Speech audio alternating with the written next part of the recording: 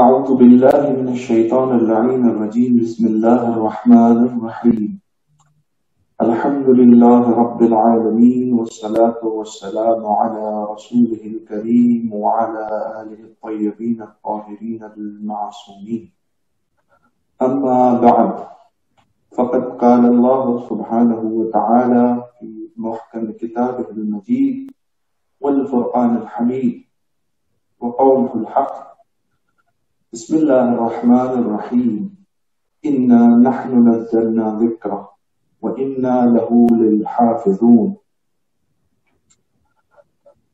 تحقیقی جائزہ نشست میں ایک مرتبہ پھر آپ سب کو خوش آمدید کہتے ہیں۔ آپ سب جانتے ہیں کہ ہم اس نشست میں مختلف علمی شخصیات کے ساتھ جو ہے وہ مختلف ٹاپکس پہ گفتگو کرتے ہیں اور ان کی رائے عوام الناس تک پہنچاتے ہیں۔ تو اسی سلسلے کی کڑی آج ہم نے جو ہے وہ ایک اہم موضوع کے لیے منتخب کی ہے، اور وہ موضوع ہے تحریف قرآن۔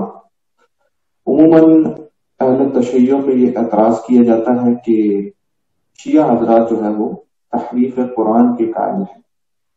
آپ کو تھوڑا سا پس منظر یہ بتاتا چلوں کہ کافی دن پہلے محقق عصر جناب آفتاب حیدر جوادی صاحب نے ایک تحریف قرآن پہ ویڈیو اپلوڈ کی تھی۔ اس کے بعد جو ہے وہ ایک ہمارے موصوف اہل سنت برادران میں سے علامہ سید ذوالقرنین حیدر صاحب جو ہے انہوں نے ان کے رد میں ایک ویڈیو جو ہے وہ شائع کی تھی، جس میں انہوں نے مختلف اعتراضات کیے ہیں کہ شیعہ کتب میں ایسی عبارات ہیں۔ تو اسی سلسلے میں آج یہ ویڈیو بالعموم تمام مخالفین اور بالخصوص جو ہے وہ جناب سید ذوالقرنین حیدر صاحب کے لیے ہے۔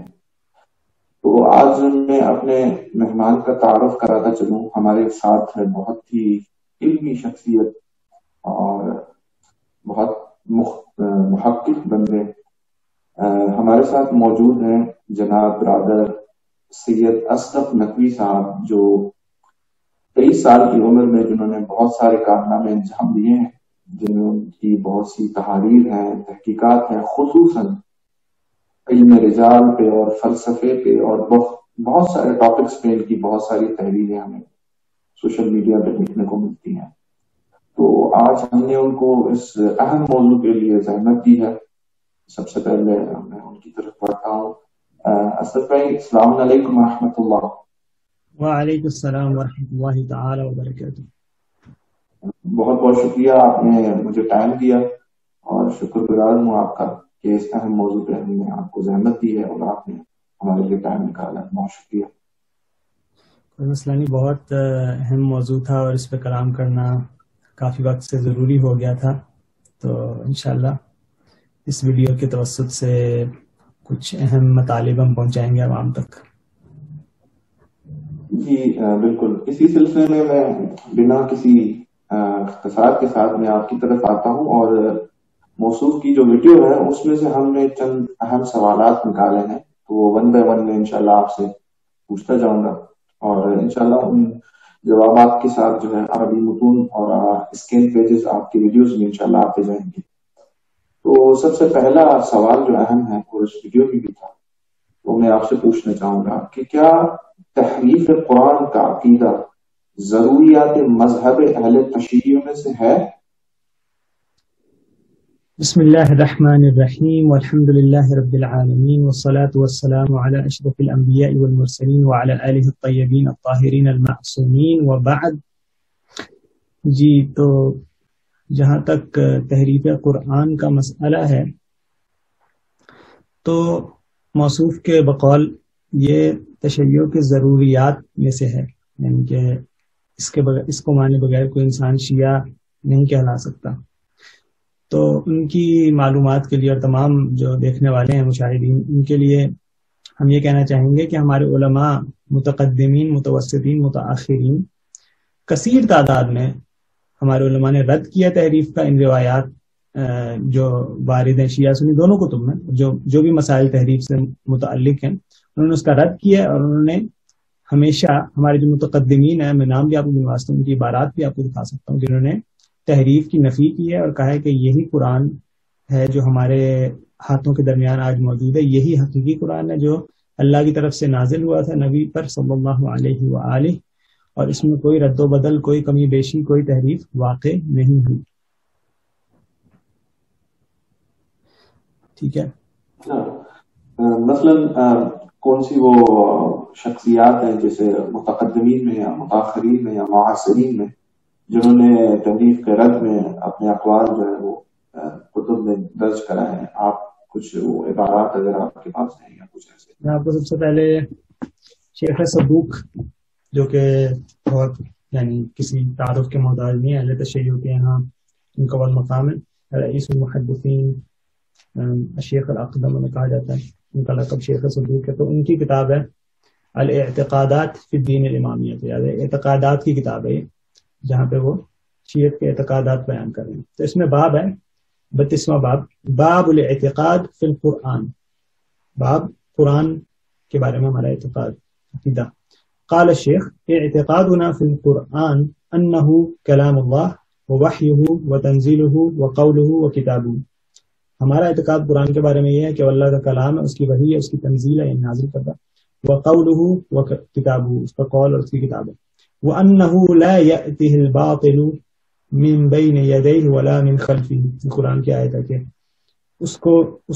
اس کے پاس باطل، قرآن کے پاس نہ اس کے سامنے سے آتا ہے نہ پیچھے سے آتا ہے. وَأَنَّهُ الْقَصَصُ الْحَقُّ، یہ قرآن کی آیت ہے کہ وہ سچا بیان ہے. وَأَنَّهُ قَوْلٌ فَصْلٌ وَمَا هُوَ بِالْهَزْلِ. ٹھیک ہے، یہ درست بات ہے. پھر آگے بھی وہ کہتے ہیں کہ وَأَنَّ اللَّهَ تَعَالَى مُحَدِّثُهُ وَمُنَزِّلُهُ وَحَافِظُهُ وَرَبُّهُ. اللہ ہی اس کو بیان کرنے والا ہے، اس کو نازل کرنے والا ہے، اس کا حفاظت کرنے والا ہے اور اس کا رب ہے. اگلا باب، اس میں صرف ایک حصہ پڑھتا ہوں، یہ 33واں باب ہے. اس میں کہتے ہیں باب الاعتقاد فی مبلغ القرآن، قرآن کی تعداد کے بارے میں. تو کہتے ہیں کہ اعتقادنا ان القرآن الذي انزله اللہ تعالی علی نبیہ محمد صلی اللہ علیہ وآلہ هو ما بین الدفتین، کہ ہمارا اعتقاد قرآن کے بارے میں یہ ہے کہ جو اللہ تعالیٰ نے اپنے نبی محمد صلی اللہ علیہ وآلہ پر نازل کیا ہے، دو گتوں کے درمیان ہے، جیسے کتاب کے دو گتے ہوتے ہیں نا، اسی کے درمیان ہے. وَهُوَ مَا فِي أَيْدِي النَّاسِ، وہ یہ جو لوگوں کے ہاتھوں کے درمیان ہے. لَيْسَ بِأَكْثَرَ مِنْ ذَلِكَ، اس سے اکثر، اس سے زیادہ نہیں ہے. وَمَبْلَغُ سُورَةٌ عِنْدَ النَّاسِ 114 سورہ. ٹھیک ہے، 114 سورہ، کہ 114 صورتیں لوگوں کے پاس جو ہیں قرآن میں، یہی قرآن ہے. ٹھیک ہے، تو یہ شیخ صدوق کا قول ہے. اس کے علاوہ میں آپ کو شیخ مفید کا بھی کلام بیان کرتا ہوں. کتاب اوائل المقالات میں وہ بیان کرتے ہیں کہ انہ یعنی وقد قال جماعہ من اہل الامامہ انہ لم ينقص من کلام اللہ من کلمۃ ولا من آیۃ ولا من سورۃ ولكن حذف ما كان مثبتا في مصحف امیر المؤمنین من تأویلہ وتفسیرہ ومعانیہ على حقیقت تنزیلہ.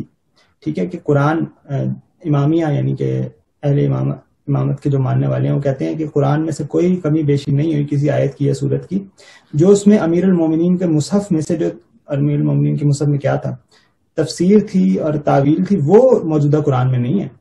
لیکن اس کے علاوہ باقی جو قرآن نازل ہوا وہ ویسے کا ویسا ہی ہے. ٹھیک ہے، وہ کہتے ہیں کہ میں یہی مانتا ہوں کہ یہی قرآن ہے جو نازل ہوا تھا. ٹھیک ہے، هو القرآن المعجز وقد يسمى تعویل القرآن قرآن. ٹھیک ہے، کبھی کبھی قرآن کی تعویل کو بھی قرآن کہہ دیا جاتا ہے.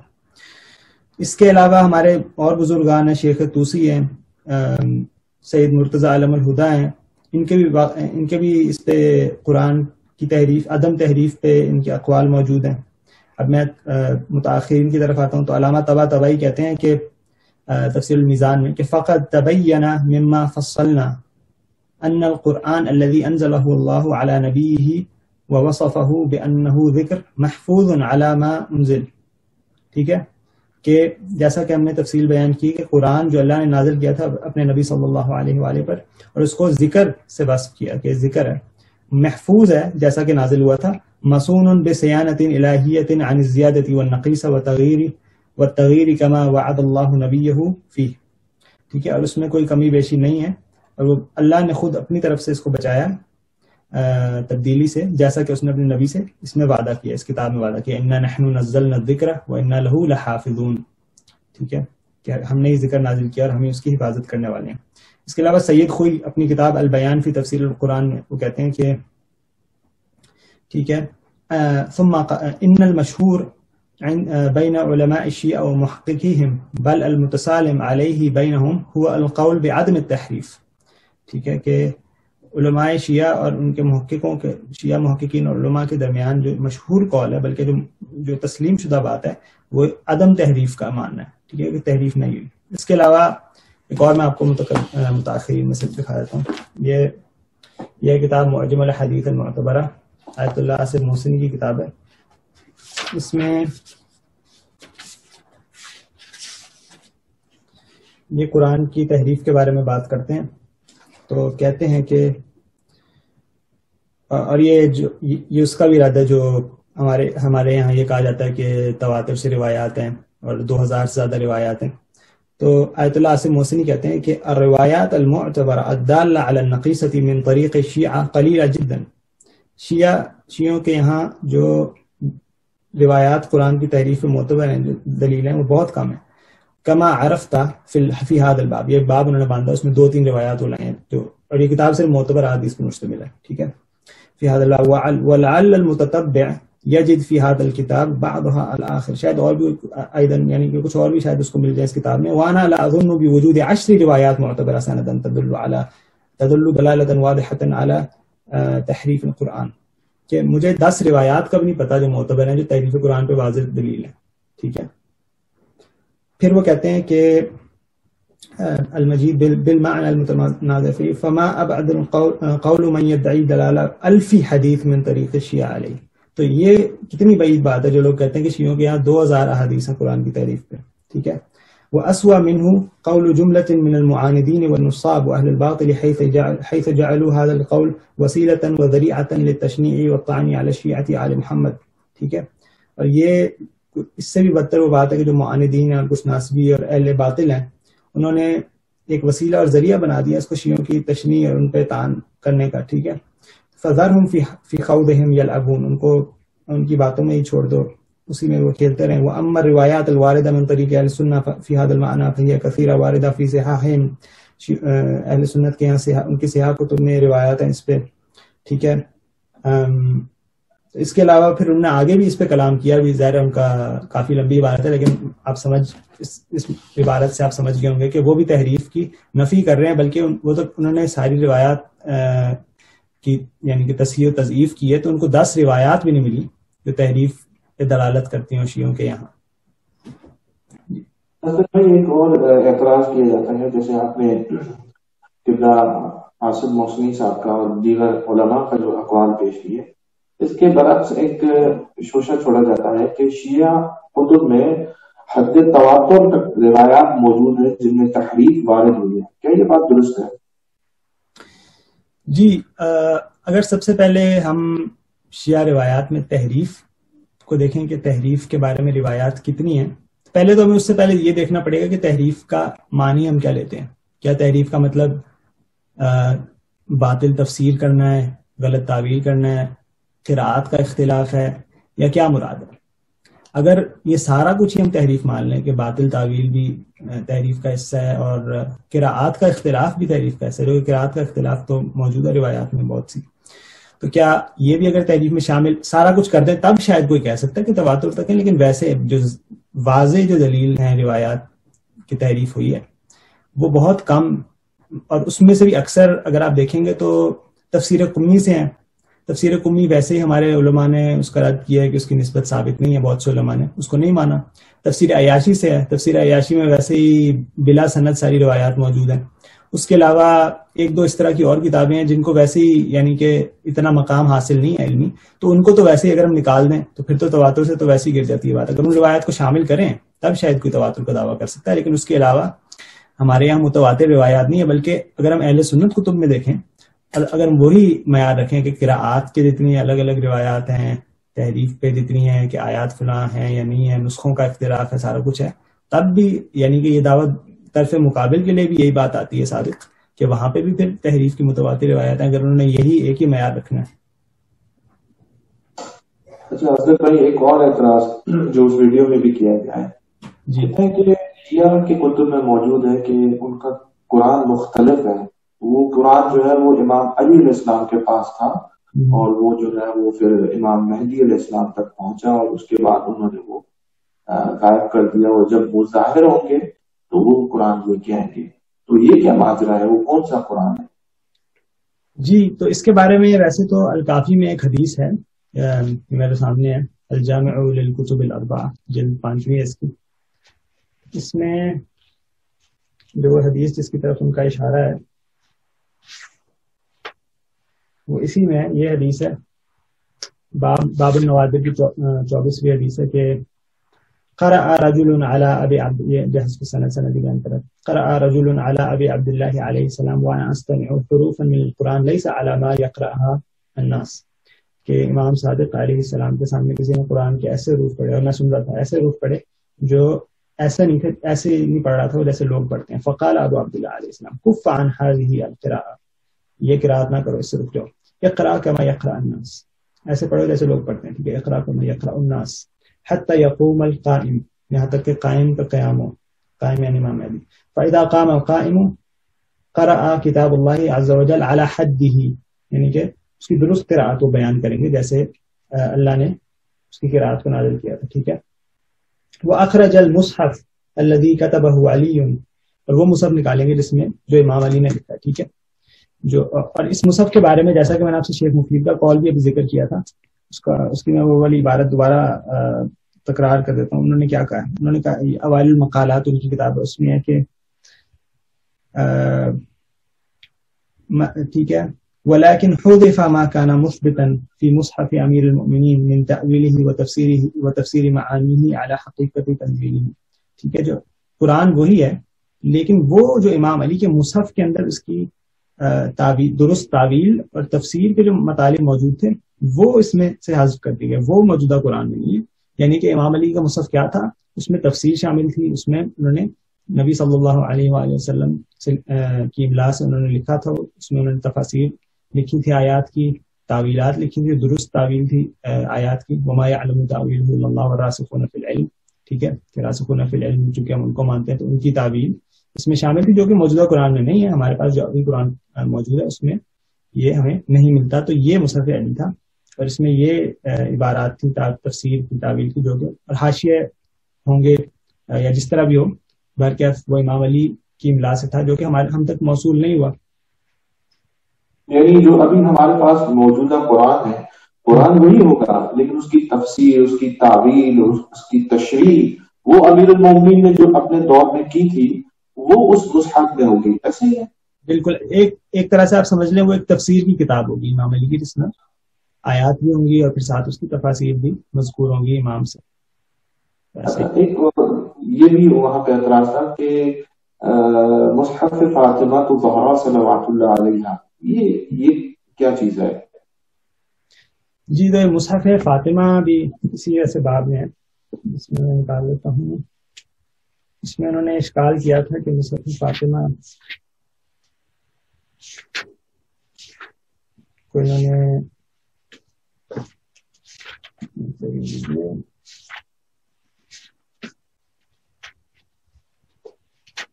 جی تو مصحف فاطمہ میں اگر آپ جائیں الکافی میں اس پہ باب ہے پورا, اس میں احادیث ہیں کہ ائمہ کے پاس علم جفر ہوتا ہے اور دیگر ان کے پاس کتب ہوتی ہیں, صحیفہ ہوتا ہے اور مصحف فاطمہ ہوتا ہے. تو اب ان کا اعتراض یہ تھا کہ یہ جو مصحف فاطمہ ان کے پاس ہے یہ کہاں سے آیا, اور یہ کیونکہ اس میں وہ ذکر ہے کہ بھائی یہ قرآن سے 3 گنا زیادہ ہے. ٹھیک ہے, تو اس کا جواب یہ ہے کہ مصحف فاطمہ دراصل قرآن یا پھر قرآن سے تعلق اس کا نہیں ہے. وہ مصحف فاطمہ کے بارے میں احادیث میں تصریح ہے کہ فاطمہ سلام اللہ علیہا نے ایک لکھا تھا مصحف, جو ان کو جب نبی صلی اللہ علیہ وآلہ کی وفات کے بعد وہ بہت محزون ہو گئی تھیں, بہت غمگین تھیں ظاہر ہے. تو اس پہ پھر ایک روایات میں ہے کہ ایک فرشتہ آیا, فرشتہ ان کو املا کرتا تھا اور وہ لکھتی تھی. اب اس پہ بھی کوئی اعتراض کر سکتا ہے کہ بھائی وہ تو غیر معصوم ہے یا وہ نبی نہیں ہے تو ان کے پاس کیسے فرشتہ آتا ہے. تو قرآن میں بھی اس کا حضرت مریم سلام اللہ علیہا کے بارے میں ہے کہ یا مریم، اور ساری جو آیات ہیں کہ فرشتے ان سے کلام کرتے تھے، ٹھیک ہے. تو وہ بھی ایک محدثہ ہم مانتے ہیں کہ محدثہ یعنی کہ جس سے فرشتے کلام کرے. اور حضرت عمر بھی، اگر آپ صحیح بخاری صحیح مسلم کی حدیث میں تو حضرت عمر کے بارے میں ہے کہ وہ محدث ہیں، یعنی ان سے فرشتے کلام کرتے ہیں. تو اس میں کوئی یعنی کہ خاتم نبوت کا یا ختم نبوت کا اس طرح کوئی مسئلہ نہیں آتا اگر کسی سے فرشتے کلام کر رہے ہیں، کیونکہ خود احادیث اہل سنت میں صحیح بخاری صحیح مسلم میں یہ ذکر ہے کہ بعد میں بھی محدث آ سکتے ہیں جن سے فرشتے کلام کریں. تو سیدہ فاطمہ سے فرشتہ کلام کرتا تھا اور وہ لکھتی تھی. تو یہ مصحف فاطمہ تھا، اس کا تعلق قرآن سے نہیں کہ قرآن کے علاوہ کوئی الگ قرآن تھا یا کچھ اور اس طرح کا تھا. یہ مصحف فاطمہ ہے. اسلم بھائی، یہ اختلاف قرأت اور حرف کیا ہے، یہ تھوڑا سمجھائیے گا. جی، تو اختلاف قراءات دراصل یہ ہے کہ اہل سنت کے یہاں اس پہ احادیث آپ کو ملتی ہیں کہ قرآن جو ہے وہ 7 الگ قراءات پہ نازل ہوا ہے. ٹھیک ہے، اس پہ میں آپ کو صحیح بخاری میں سے دکھاتا ہوں. صحیح مسلم ہے، صحیح بخاری یہ جی صحیح بخاری ہے. تو یہ ہے صحیح بخاری حدیث 3219.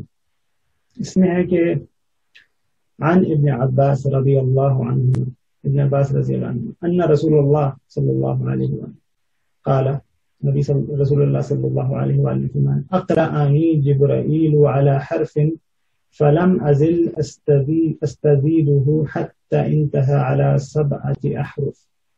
ٹھیک ہے، جبرائیل علیہ السلام مجھے قرآن ایک حرف پر پڑھاتے رہے یہاں تک کہ میں نے ان سے مزید کا مطالبہ کیا اور پھر 7 حرف تک کے پہنچ گئے. ٹھیک ہے، اور یہ حدیث 4911 صحیح بخاری میں موجود ہے اور دیگر سیاستہ میں موجود ہے.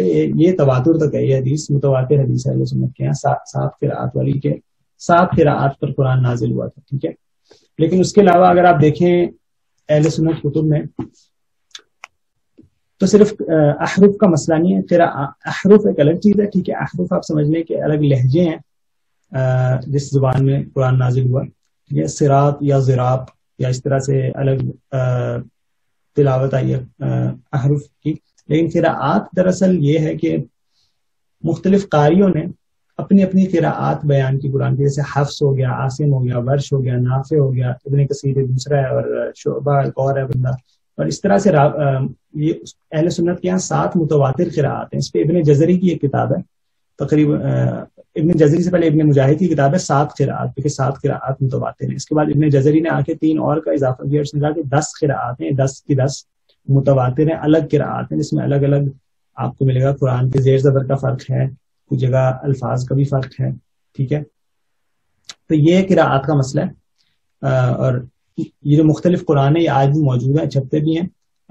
مختلف قرآن میں مختلف قراءات جو ہیں، اور اس کو اہل سنت مانتے ہیں کہ متواتر ہے، بالکل صحیح ہے. بعض جگہ الفاظ کا بھی فرق ہے، بعض جگہ زیر زبر کا بھی فرق ہے. ٹھیک ہے، لیکن ہمارے یہاں اس پہ کیا مسئلہ ہے، اس پہ کیا یعنی کہ عقیدہ ہے قراءات کے بارے میں. ہمارے یہاں یہ بھی آیت اللہ سے موسمی کتاب ہے، اس میں بھی الکافی سے لی گئی ہے، احادیث سے لی گئی ہیں. تو اس میں ہے کہ فضیل ابن یسار کہتے ہیں کہ قلت لأبی عبداللہ علیہ السلام، میں امام صادق علیہ السلام سے عرض کیا، ان الناس یقولون ان القرآن نزل على 7 احرف، لوگ کہتے ہیں قرآن 7 احرف پہ نازل ہوا. احرف یعنی حروف، یعنی الگ لہجے عربی زبان کی. فقال، امام فرماتے ہیں کذبوا اعداء اللہ، اللہ کے دشمنوں نے جھوٹ بولا. ولکنہ نزل على حرف واحد من عند الواحد، وہ ایک ہی حرف پہ نازل ہوا، ایک ہی قرات پہ نازل ہوا، واحد قرات پہ نازل ہوا، واحد کی جانب سے، یعنی اللہ کی جانب سے. ٹھیک ہے، اور یہ حدیث صحیح ہے. جی، اس طرح کی اور احادیث بھی اسی باب میں موجود ہیں. مطلب اس کا مفہوم یہی ہے کہ ایک ہی قرات تھی. اور سید خوئی نے اپنی کتاب البیان کی تفسیر القرآن میں اس پہ مفصل بحث کی ہے. مراجعہ اس سے کوئی کرنا چاہے تو اس سے مراجعت کرتا ہے. اس میں انہوں نے تحریف پر مسئلہ مفصل ڈسکس کیا ہے، قراءت کا مسئلہ مفصل ڈسکس کیا. انہوں نے یہ ثابت کیا کہ جو حفص عن عاصم کی قراءت ہے، جو موجودہ ہمارے سامنے قرآن ہے، ٹھیک ہے، بین ایدینا، جو موجودہ قرآن ہے، یہی قرآن اللہ نے نازل کیا ہے. حفص عن عاصم کی جو قراءت ہے یہی متواتر قراءت ہے، اور یہ امام علی سے منقول ہے. اور اس کے علاوہ جو باقی قراءات ہیں وہ اس قاری کی اجتہاد، اس قاری کا اپنا اجتہاد ہے، ٹھیک ہے، نہ کہ قرآن، اس میں الفاظ کی جو کمی بیشی ہے. پھر سید خوئی کی کتاب سے روایت کی جاتی ہے البیان کی تفصیل، اس کا اردو ترجمہ بھی ہو چکا ہے اس کتاب کا، سید خوئی والی، تو اس میں انہوں نے اس پر مفصل بحث کی ہے. تو ہمارے یہاں صرف ایک قرات ہے اور وہ ایک قرآن کی. ہم اہل سنت کے یہاں کی طرح ہم نہیں مانتے کہ 7 الگ الگ قرات ہیں قرآن کی، بلکہ سید خوئی نے تو یہاں تک کہا ہے کہ اگر کوئی یہ مانتا ہے کہ الگ قرات ہے قرآن کی تو وہ بھی تحریف کا قائل ہے. ٹھیک ہے، تو ہمارے نزدیک تو ایک قرات ہی ہے. اسد بھائی جیسے اب یہ بات تو آپ کی ماشاءاللہ ہے درست، لیکن جو ہم جیسے الکافی میرے پاس پڑھی ہے، اس میں بہت ساری روایات ہیں جس میں مختلف روایت آپ کو پتہ ہے، جیسے مشہور روایت ہے کہ 17,000 آیات ہیں قرآن میں جی، اور اس قسم کی دوسری ہماری کتب میں روایات ملتی ہیں. ان کے متعلق کیا ہے، وہ اسناد کے حساب سے ضعیف ہے یا ان پہ کوئی اور تعویل ہے؟ وہ میں آپ کو بتاتا ہوں. یہ بھی الکافی میں ہی اس میں ہے، باب النوادر میں آخری حدیث ہے، یا آخری حدیث ہے 29. یہ امام صادق علیہ السلام فرماتے ہیں ان القرآن الذي جاء به جبرائیل الى محمد صلی اللہ علیہ وآلہ 17,000 آیہ، وہ قرآن جو حضرت جبرائیل لائے تھے محمد صلی اللہ علیہ وآلہ وسلم کے پاس، اس میں 17,000 آیات تھی. ٹھیک ہے، یہ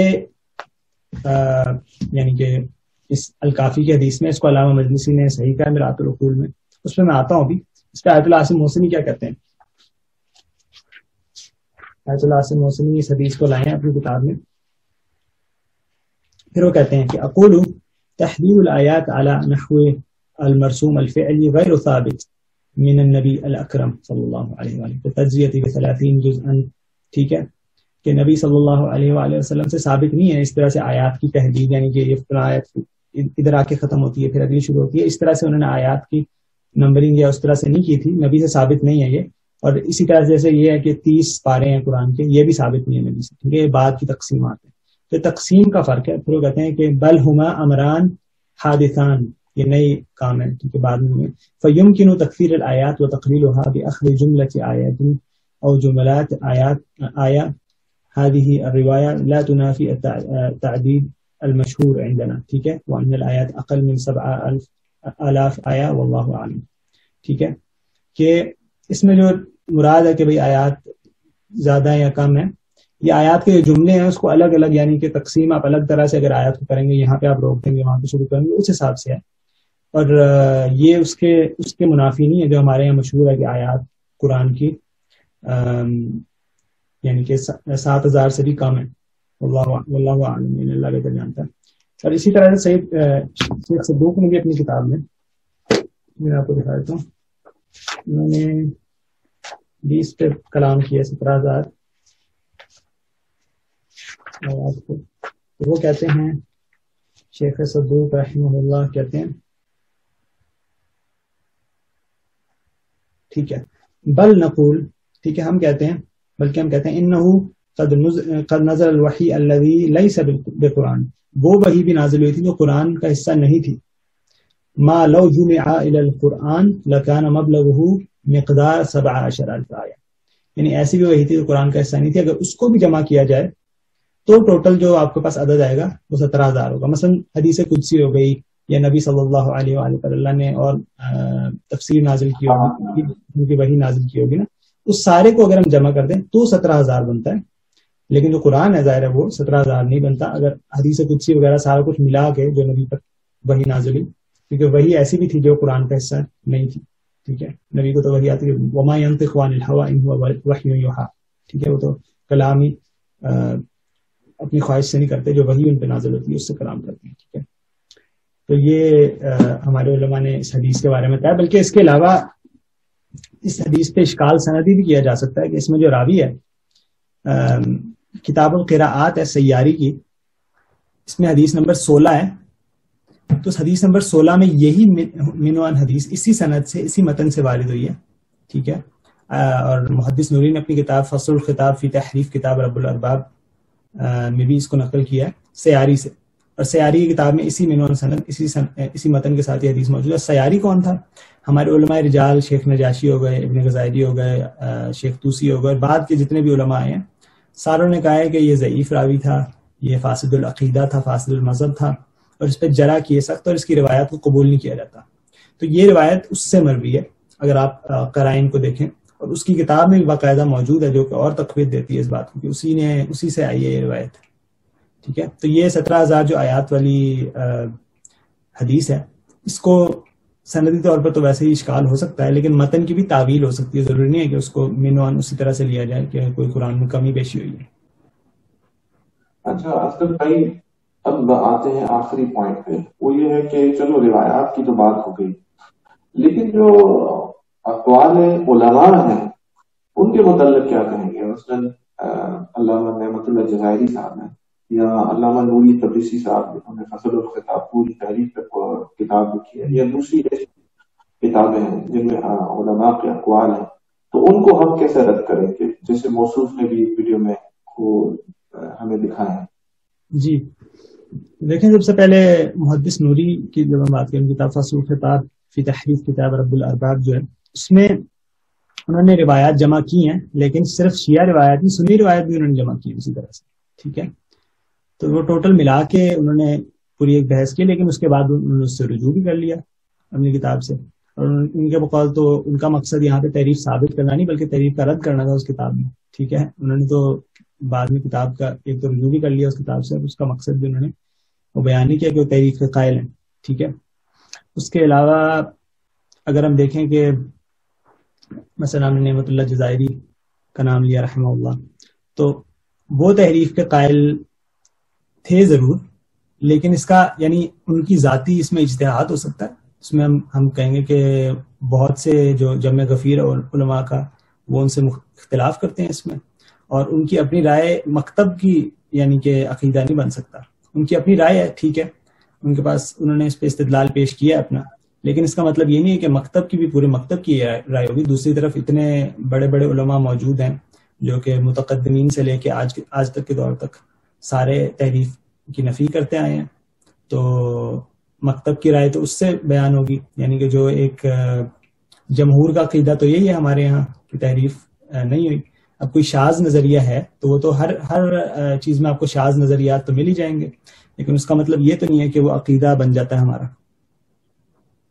اچھا لاسٹ میں آپ سے میں ایک چیز پوچھوں گا، وہ یہ کہ کیا ہمارے مخالفین میں، یعنی اگر ہم بات کریں مجموعی طور پہ، کیا کتب اہل سنت میں ہمیں تحریف پہ روایات ملتی ہیں جس طرح وہ ہم پہ الزام لگاتے ہیں کہ ان کی کتب میں روایات ہیں جن کا ہم جواب دے چکے ہیں؟ تو کیا ایسی روایات خود کتب اہل سنت میں ملتی ہیں، اور کیا وہ روایات صحیح ہیں؟ جی، تو اس کے لیے ویسے تو یہ کتاب ہے جلال الدین سیوطی کی کتاب الاتقان فی علوم القرآن، اس میں یہ روایات لائے ہیں بہت ساری. ابھی میں اس سے نقل نہیں کرتا، ابھی میں سیاہ ستہ کی طرف ہی رہتا ہوں. ٹھیک ہے، یہ سنن ابن ماجہ ہے. یہ حدیث میرے خیال سے ساروں کے علم میں ہوگی، لیکن پھر بھی اس کو نقل کرنا ضروری ہے کہ 1944 حدیث ہے کہ عن عائشہ، ٹھیک ہے، قالت، حضرت عائشہ نے فرمایا کہ لقد نزلت آیت الرجم، آیت الرجم نازل ہوئی تھی، ورضاعۃ الکبیر 10، اور بڑے جو بندہ ہوتا ہے اس کو 10 بار رضاعت کرنے کی، ٹھیک ہے، دودھ پلانے کی. وَلَقَدْ كَانَ فِي صَحِيفَةٍ تَحْتَ سَرِيرِي، یہ ایک صحیفے میں تھی میرے بستر کے نیچے. فَلَمَّا مَاتَ رَسُولُ اللَّهِ صلی اللہ علیہ وآلہ تَشَاغَلْنَا بِمَوْتِهِ، جب ان کی وفات ہوئی آپ صلی اللہ علیہ وآلہ وسلم کی، رسول اللہ کی صلی اللہ علیہ وآلہ، تو ہم ان کی موت کی وجہ سے اس میں مشغول ہو گئے. دخل داجن فأكلها، ایک بکری آئی اور اس کو کھا گئی، ٹھیک ہے، صحیفے کو. اور عموماً یہ اعتراض کہتے ہیں کہ شیعوں نے، یہ شیعہ کی مشہور ہے کہ 40 پارے پہ بکری کھا گئی. جی بالکل، اور اوپر سے الزام بھی ہمارے پہ لگ گیا کہ ہم نے کیا، لیکن ان کے یہاں موجود ہے. اب اس پہ مجھے پتا ہے کہ وہ اشکال کرتے ہیں سند پہ کہ محمد بن اسحاق یہاں پہ ہے، یہ ضعیف ہے، لیکن ان کے علماء مثلا شیخ البانی نے اس کو معتبر کہا. اگر اس کو نہ بھی مانے تو چلیں، صحیح بخاری اور صحیح مسلم میں اسی طرح اسی مفہوم کی روایات موجود ہیں. یہ جی صحیح مسلم، یہ بھی دارالسلام کی ہے، ٹھیک ہے، یہ دارالسلام کی وہ بھی تھی حدیث. یہ ہے جی 3597 اور ساتھ ہی 52 کیونکہ صحیح مسلم کی 2 نمبرنگ ہے، 1 نہیں ہے. ٹھیک ہے، تو یہ حدیث ہے باب تحریم ب5 رضعات. ٹھیک ہے، یہ باب ہے کہ 5 بار کسی کو رضاعت کرنے کی کا حرام ہونا. حضرت عائشہ فرماتی ہیں عن عائشہ انہا قالت، وہ فرماتی ہیں کان فیما انزل من القرآن 10 رضعات معلومات یحرمنا. ٹھیک ہے، ثم نسخنا ب5 معلومات فتوفی رسول اللہ صلی اللہ علیہ وآلہ وہی فیما یقرأ من القرآن. اس کا ترجمہ یہ ہے کہ حضرت عائشہ فرماتی ہیں کہ قرآن میں نازل ہوا تھا، ٹھیک ہے، کہ 10 بار رضاعت کی جائے گی کسی کو محرم بنانے کے لیے.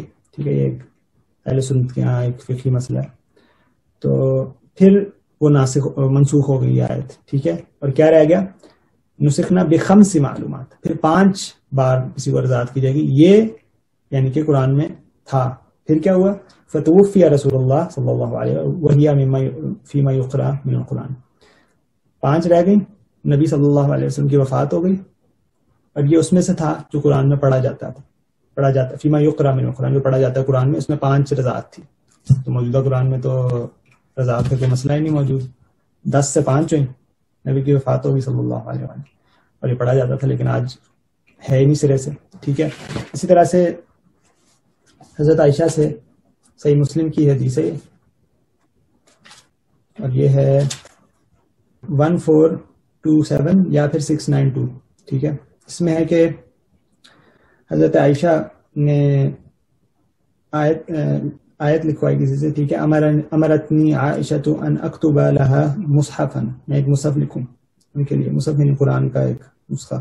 وقالت اذا بلغت هذه الآية فآذنني، جب اس آیت تک پہنچو تو مجھے بتانا. حافظوا علی الصلوات والصلاة الوسطى، نمازوں کی محافظت کرو اور بیچ کی نماز کی.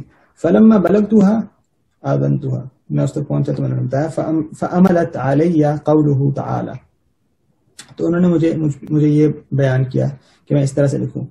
حافظوا علی الصلوات والصلاة الوسطى وصلاة العصر وقوموا للہ قانتین. پھر فرماتی ہیں قالت عائشہ سمعتها من رسول اللہ صلی اللہ علیہ وسلم.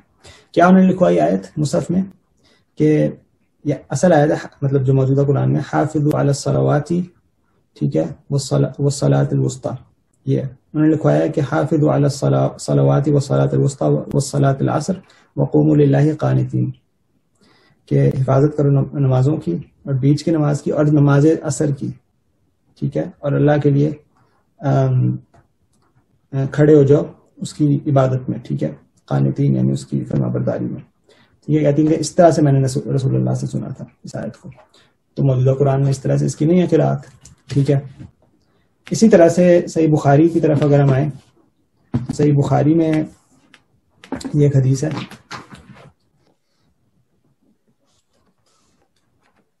یہ بھی دارالسلام کا اتباع. صحیح مسلم اور صحیح بخاری سے آپ حوالہ جاتے، اس پہ جرح بھی نہیں ہو سکتی سندن. جی بالکل، سندن اس پہ جرح نہیں ہو سکتی، کیونکہ صحیح بخاری تو ظاہر ہے اور صحیح مسلم میں مسلم ہے کہ ان کی احادیث معتبر ہے، صحیح ہے بلکہ سندن. تو یہ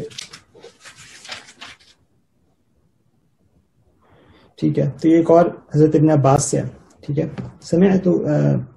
سمعت رسول اللہ صلی اللہ علیہ وآلہ وسلم یقول لو ان لابن آدم مثل واد مالا لأحب ان له الیہ مثله ولا يملأ عین ابن آدم الا التراب ویتوب اللہ علی من تاب.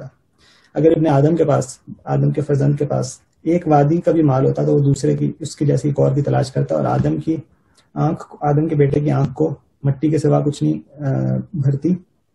ٹھیک ہے، وہ یتوب اللہ علی من تاب، اللہ اس کی توبہ قبول کرتا ہے جو توبہ کرے. ابن عباس کیا کہتے ہیں اس کے بعد؟ قال ابن عباس فلا ادری من القرآن ہوا ام لا، مجھے نہیں پتا ہے قرآن کا حصہ تھا یا نہیں. اور جو یہ والی آیت ہے نا، اسی کی مثل آپ کو سیاہ ستہ میں بھی اور الاتقان جیسے کہ میں نے دکھائی علامہ سیوطی کی، یہ آپ کو ملے گا کہ قرآن کی آیت ہوا کرتی تھی، بعد میں منسوخ ہو گئی. ٹھیک ہے، ابن عباس کو تو یعنی جو وہ روایت بیان کرے ان کو اس کا اندازہ ہی نہیں تھا کہ قرآن کا حصہ ہے یا نہیں ہے، یا اس آیت کے ساتھ کیا معاملہ ہے. اس کے علاوہ یہ ایک اور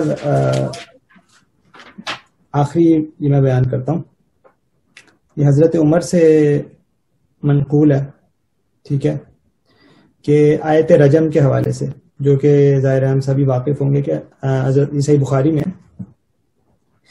کہ حضرت عمر نے کہا کہ اگر مجھے لوگوں کا خوف نہ ہوتا تو میں آیت رجم کو قرآن میں لکھ دیتا, ٹھیک ہے, کہ لوگ اس کو کہیں گے کہ عمر نے جو ہے تبدیلی کر دی قرآن میں, تو آیت رجم کو میں شامل کر دیا. تو آیت رجم بھی, اور اس پہ بھی اور بھی بہت سی احادیث ہیں صحیح بخاری کے علاوہ بہت سی کتب میں, کہ آیت رجم بھی قرآن کا حصہ ہوا کرتی تھی اور پھر اب نہیں ہے.